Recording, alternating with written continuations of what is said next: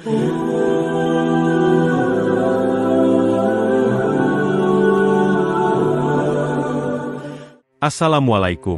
warahmatullahi wabarakatuh. Sahabat Mumtana, hari ini saya akan menceritakan kisah seorang pemulung yang beruntung. Sebelum menyimak kisah selengkapnya, saya sarankan untuk menulis sholawat kepada Nabi di kolom komentar. Semoga sholawat kita menjadi penolong kita kelak di padang mahsyar. Kami doakan semoga kalian mendapatkan rezeki yang barokah dan diberi kemudahan oleh Allah Subhanahu wa Ta'ala dalam menjalani kehidupan sehari-hari. Hujan turun rintik-rintik di kota Bandung sore itu. Septiani, seorang polisi wanita yang cantik dan berdedikasi, baru saja keluar dari kantor polisi tempatnya bertugas. Ia merasa lelah setelah seharian bekerja.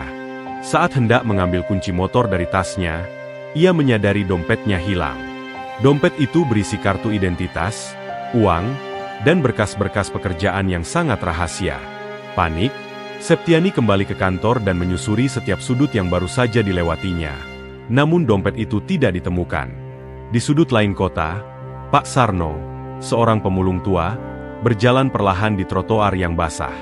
Bajunya lusuh, sandal jepitnya sudah menipis, dan di tangannya tergenggam sebuah karung putih yang sudah bertambal. Langkahnya terhenti saat ia melihat sebuah dompet berwarna coklat tergeletak di pinggir jalan. Ia membungkuk, mengambilnya, dan membuka dompet itu dengan hati-hati. Di dalamnya, ia menemukan kartu identitas Septiani, beberapa lembar uang, dan segepok kertas yang terlihat penting. Hati kecil Pak Sarno berbisik bahwa pemilik dompet ini pasti sedang kebingungan mencarinya. Tanpa berpikir panjang, ia memutuskan untuk mengembalikan dompet itu ke kantor polisi. Di kantor polisi, Septiani mondar-mandir dengan wajah penuh kecemasan. Beberapa rekan kerjanya mencoba menenangkannya, tetapi pikirannya sudah dipenuhi berbagai kemungkinan buruk. Tiba-tiba, seorang petugas mendekat dan memberitahukan bahwa ada seorang pria tua yang ingin bertemu dengannya. Septiani langsung bergegas menuju ruang depan. Di sana, ia melihat Pak Sarno, seorang lelaki tua dengan pakaian lusuh, memegang dompetnya. "Pak, di mana Bapak menemukan ini?" tanya Septiani penuh haru. "Tadi di pinggir jalan, Nak. Saya pikir pasti yang kehilangan sedang bingung mencarinya," jawab Pak Sarno dengan suara lembut. Septiani menatap pria tua itu dengan mata berkaca-kaca. Ia bisa merasakan ketulusan dari sorot matanya yang lelah namun penuh kebijaksanaan. "Terima kasih banyak, Pak.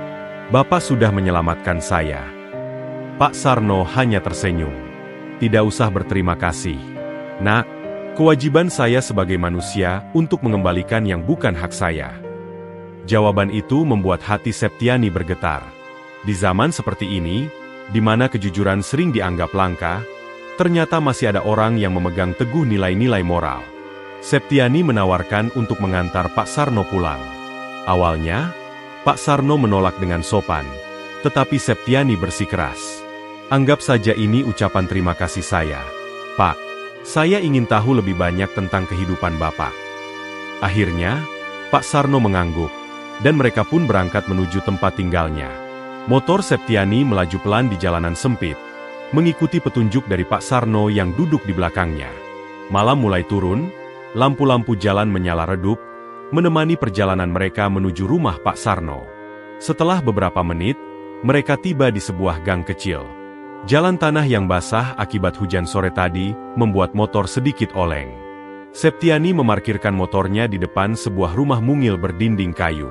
Cahaya lampu temaram dari dalam rumah itu memberi kesan sederhana tetapi terasa hangat. "Ini rumah Bapak?" tanya Septiani sedikit terkejut melihat betapa kecil dan sederhananya tempat tinggal Pak Sarno. "Iya, Nak. Hanya gubuk tua, tapi cukup untuk berteduh," jawab Pak Sarno dengan senyum tulus. Septiani turun dari motor dan memperhatikan rumah itu lebih dekat. Meski sederhana, rumah itu tampak bersih dan rapi. Halaman depannya ditumbuhi beberapa tanaman yang terlihat terawat. Di dalam rumah, hanya ada beberapa perabotan sederhana. Sebuah meja kayu kecil, kursi bambu, dan dipan yang dialasi tikar. Di sudut ruangan, ada rak kecil berisi beberapa kitab agama dan buku-buku tua. "Bapak tinggal sendiri di sini?" tanya Septiani, matanya menyapu seluruh ruangan. Pak Sarno mengangguk. "Iya, Nak. Sejak istri saya meninggal, saya hidup sendiri. Tidak punya anak, Jadi begini saja. Septiani duduk di kursi bambu dan memperhatikan pria tua itu dengan seksama. Meskipun hidup dalam keterbatasan, wajah Pak Sarno memancarkan ketenangan dan kebijaksanaan. Sejak pertemuan itu, Septiani mulai sering menyempatkan diri berkunjung ke rumah Pak Sarno. Kadang ia hanya sekadar membawa makanan. Kadang mengobrol di teras sambil menikmati teh hangat yang dibuat Pak Sarno. Kedekatan mereka mulai menarik perhatian warga sekitar, tetapi tak satu pun yang berkomentar buruk. Mereka melihat betapa tulusnya hubungan antara Septiani dan Pak Sarno. Suatu hari, Septiani mengajak Pak Sarno untuk pergi ke pantai. "Saya butuh udara segar, dan saya ingin Bapak menemani saya," katanya. Pak Sarno akhirnya setuju, dan keesokan paginya mereka pergi ke pantai yang tidak terlalu jauh dari desa. Di sana, mereka duduk di atas pasir, memandangi ombak yang bergulung tenang. Angin laut berembus lembut, menerbangkan helaian rambut Septiani yang tidak diikat. "Pak, hidup itu aneh ya," gumam Septiani tiba-tiba. "Kenapa begitu, Nak?" tanya Pak Sarno, menoleh ke arahnya. "Saya tidak pernah membayangkan akan mengenal Bapak seperti ini." Seorang polisi bertemu dengan seorang pemulung, lalu menjadikannya sebagai teman dekat. Pak Sarno tersenyum. "Hidup memang penuh kejutan, Nak. Kita tidak pernah tahu kemana hidup akan membawa kita. Yang penting, jalani dengan ikhlas."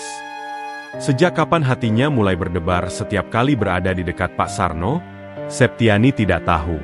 Yang ia tahu, pria itu telah mengisi kekosongan di hatinya dengan cara yang tidak pernah ia duga. Tanpa ia sadari, benih cinta itu telah tumbuh. Beberapa minggu setelah perjalanan mereka ke pantai, Septiani mulai merasakan perubahan dalam tubuhnya. Ia sering merasa mual di pagi hari dan mudah lelah. Awalnya, ia mengira itu hanya kelelahan akibat pekerjaannya. Namun, semakin hari, gejala itu semakin jelas. Ia memberanikan diri untuk melakukan tes kehamilan di rumah. Saat melihat hasilnya, jantungnya berdegup kencang. Positif. Septiani terduduk di tepi tempat tidur, mencoba memahami apa yang baru saja terjadi. "Aku hamil. Anak Pak Sarno." Berbagai perasaan bercampur aduk, bahagia, takut, dan bingung. Bagaimana reaksi Pak Sarno? Bagaimana dengan keluarganya? Dan yang paling penting, apa yang akan terjadi dengan masa depannya? Ia tahu, setelah ini, hidupnya tidak akan pernah sama lagi. Malam itu, Septiani duduk termenung di kamar kontrakannya. Hasil tes kehamilan masih tergenggam di tangannya. Jantungnya berdegup kencang, pikirannya berkecamuk. Ini bukan sesuatu yang bisa ia sembunyikan selamanya. Ia harus memberitahu Pak Sarno. Ia juga harus menghadapi orang tuanya. Keesokan harinya, dengan berat hati, Septiani kembali ke rumah Pak Sarno. Ia berdiri di depan pintu kayu yang sudah mulai lapuk itu, mengatur napas sebelum mengetuk pelan. "Assalamualaikum, Pak," sapanya. "Waalaikumsalam, Nak Yuli," jawab Pak Sarno dari dalam. Pintu terbuka, dan wajah teduh pria tua itu muncul. "Masuklah, Nak, ada apa?" Septiani masuk dan duduk di kursi bambu seperti biasa. Namun, kali ini, tangannya saling menggenggam, jari-jarinya saling bertaut, gelisah. "Ada yang ingin saya bicarakan, Pak," katanya lirih. Pak Sarno menatapnya penuh perhatian. "Apa itu, Nak?" Septiani menarik napas dalam-dalam, lalu dengan suara bergetar, ia berkata, "Saya hamil, Pak." Ruangan menjadi sunyi. Pak Sarno tertegun, matanya membulat sejenak sebelum akhirnya menghela napas panjang. "Kalau begitu, saya akan bertanggung jawab, Nak," katanya mantap. Septiani menatapnya, hatinya bergetar. Ia tahu, Pak Sarno bukan pria yang akan lari dari kenyataan. Namun, masalah mereka bukan hanya tentang janin dalam kandungannya. Ada hal yang lebih besar yang harus mereka hadapi, orang tuanya. 2 hari kemudian, Septiani memberanikan diri pulang ke rumah orang tuanya di Bandung. Rumah besar yang dulu selalu terasa hangat, kini terasa dingin dan menekan saat ia melangkah masuk. Ibunya, Bu Rahayu, yang sedang duduk di ruang tamu, langsung berdiri ketika melihat putrinya. "Yuli, sudah lama sekali kamu tidak pulang," ujarnya senang. "Pak Burhan," ayahnya, menoleh dari kursinya, tatapannya tajam, penuh wibawa seperti biasa. "Ada apa kamu tiba-tiba pulang?" tanyanya. Septiani menelan ludah. "Ibu, Ayah, saya ingin bicara sesuatu." Ia menceritakan semuanya, tentang Pak Sarno, tentang kehamilannya, dan tentang keputusannya untuk tetap bersama pria tua itu.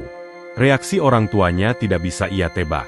Ayahnya marah besar, sementara ibunya menangis terseduh-seduh. "Kamu sudah menghancurkan nama baik keluarga," bentak ayahnya. "Yuli, bagaimana bisa kamu memilih seorang pemulung?" tangis ibunya.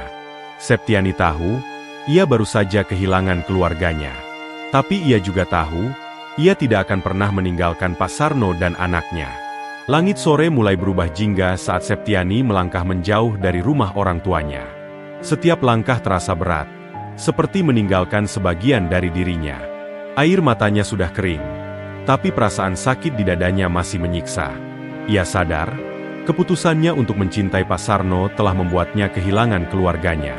Namun, ia tidak menyesal. Sesampainya di rumah kontrakannya, Septiani langsung mengemasi barang-barangnya.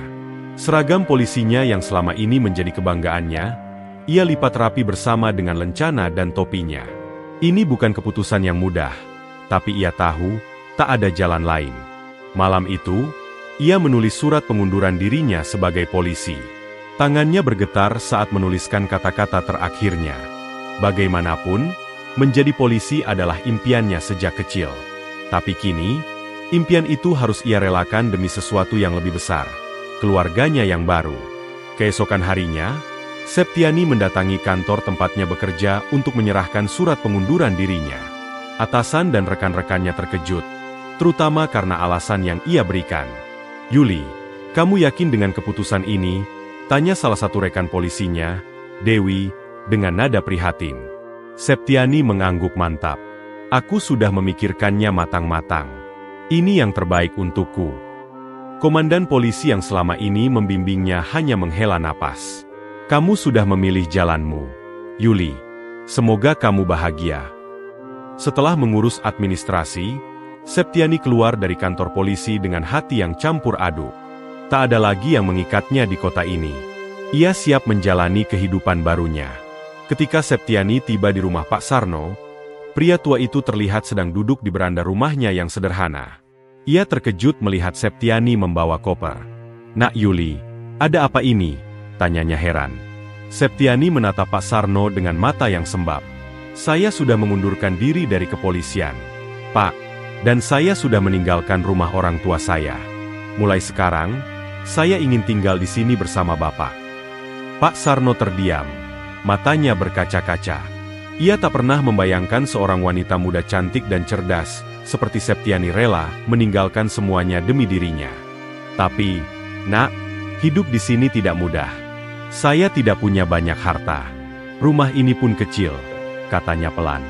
Septiani tersenyum. "Saya tidak butuh kemewahan, Pak. Saya hanya ingin hidup bersama orang yang saya cintai." Pak Sarno menarik napas, menatap Septiani penuh haru. Ia tak pantas menerima pengorbanan sebesar ini, tapi ia juga tidak bisa menolak. "Kalau begitu, kita akan menjalani hidup ini bersama-sama, Nak," katanya lembut. Hari-hari berikutnya, Septiani mulai menyesuaikan diri dengan kehidupan barunya. Ia menjadi seorang istri yang hidup sederhana di desa. Ia belajar memasak di dapur kayu, menimba air dari sumur, dan membantu Pak Sarno memilah barang bekas yang masih bisa dijual. Tak bisa dipungkiri, kehidupan ini berat. Kadangkala, Septiani merindukan kenyamanan rumah orang tuanya. Tapi setiap kali melihat senyum tulus Pak Sarno, ia tahu bahwa cintanya jauh lebih berharga daripada kenyamanan materi. Ketika usia kehamilannya semakin besar, warga desa semakin mengenal dan menghormati Septiani. Mereka kagum dengan keputusannya untuk memilih hidup sederhana bersama Pak Sarno. Bahkan, beberapa warga mulai menawarkan bantuan, baik dalam bentuk makanan maupun tenaga, untuk membantu mereka. "Wanita ini sungguh luar biasa," gumam seorang warga. "Jarang ada yang mau berkorban seperti ini demi cinta." Suatu hari, seorang warga datang membawa beberapa bahan makanan ke rumah mereka.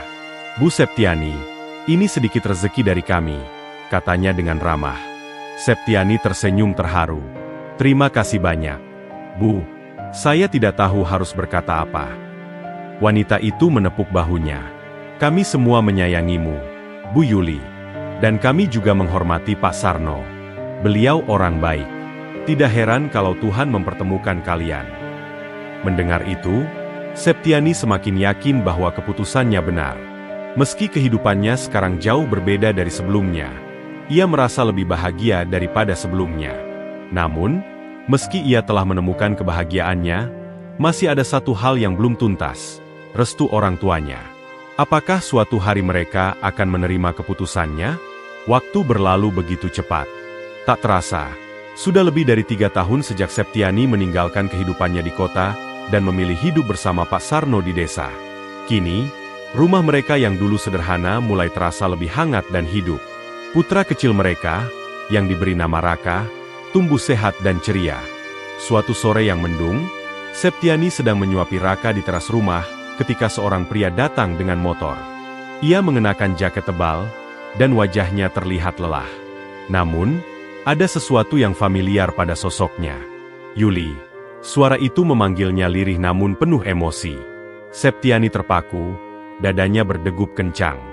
Ia menyadari siapa yang berdiri di depannya itu. Ayah? Suaranya hampir bergetar. Ia tak pernah menyangka akan melihat ayahnya di depan rumah sederhananya ini. Pak Sarno, yang baru saja pulang dari mengumpulkan barang bekas, langsung menghentikan langkahnya. Ia bisa merasakan ketegangan yang tiba-tiba menyelimuti suasana. Sang ayah melangkah maju, matanya menatap tajam ke arah Septiani. Namun, kali ini, bukan kemarahan yang terlihat, melainkan rasa rindu yang dalam. Ayah, bisik Septiani, matanya mulai basah. Tanpa pikir panjang, ia langsung berlari dan memeluk tubuh ayahnya. Isak tangis yang selama ini ia tahan akhirnya pecah. Ayah mencarimu, Yuli. Bertahun-tahun, suara ayahnya bergetar. Kami salah. Ayah dan ibumu terlalu keras kepala. Kami hanya ingin yang terbaik untukmu. Tapi ternyata kami tidak pernah benar-benar mengerti apa yang membuatmu bahagia. Septiani menggigit bibirnya, mencoba menahan emosi.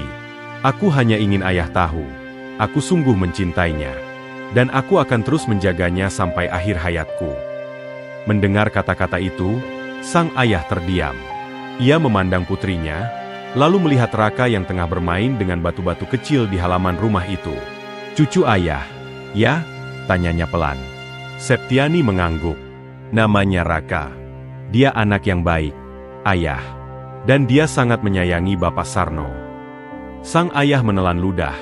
Wajahnya penuh penyesalan. Bertahun-tahun ia menyimpan amarah, menolak kenyataan bahwa putrinya memilih seorang pemulung. Tapi kini, di hadapannya, ia melihat sesuatu yang jauh lebih berharga daripada status sosial. Ia melihat keluarga yang penuh dengan cinta dan kebahagiaan. Dengan langkah perlahan, sang ayah berjalan ke arah Raka dan berjongkok di depannya. Halo, nak, sapanya lembut. Raka menatapnya dengan mata polos. Kakek? Tanyanya pelan. Sang ayah tersenyum dan mengangguk. Iya, kakek. Raka merentangkan tangannya, meminta dipeluk. Sang ayah tak bisa menahan air matanya lagi. Ia mengangkat cucunya ke dalam pelukannya, mendekapnya erat. Semua amarah yang telah ia simpan selama bertahun-tahun seolah menguap dalam pelukan itu. Malam itu, Septiani duduk di teras rumah bersama ayahnya. Ibunya juga telah datang, dan mereka semua duduk bersama, menikmati teh hangat yang dibuat Pak Sarno. Yuli, maafkan ayah dan ibu, kata ayahnya dengan suara bergetar. Kami terlalu egois. Kami hanya memikirkan gengsi dan tidak pernah benar-benar melihat apa yang membuatmu bahagia. Septiani menggenggam tangan ibunya erat. Tidak apa, Bu.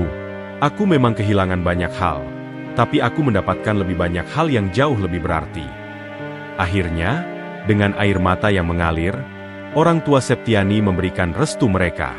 Mereka menerima Pak Sarno sebagai bagian dari keluarga, dan mulai sering mengunjungi rumah kecil di desa itu. Beberapa bulan setelahnya, keluarga kecil Septiani dan Pak Sarno semakin harmonis. Mereka hidup sederhana, namun penuh dengan kebahagiaan. Dan yang terpenting, mereka kini memiliki keluarga yang utuh. Di malam yang sunyi, saat Raka sudah tertidur pulas di pangkuan Septiani, Pak Sarno menatap istrinya dengan penuh kasih. "Kamu yakin tidak menyesal, Nak Yuli?" tanyanya pelan. Septiani tersenyum dan menggeleng. "Tidak pernah, Pak. Aku justru bersyukur karena aku telah menemukan cinta sejati dalam kesederhanaan." Pak Sarno tersenyum haru, lalu mengecup kening istrinya. Di luar, bintang-bintang bersinar terang, seolah menjadi saksi bahwa cinta sejati tak pernah mengenal batas. Tidak usia, tidak harta, dan tidak pula status sosial. Mereka telah membuktikan bahwa cinta sejati adalah tentang ketulusan, pengorbanan, dan kesetiaan. Dan dalam kesederhanaan, mereka menemukan kebahagiaan yang tak ternilai harganya.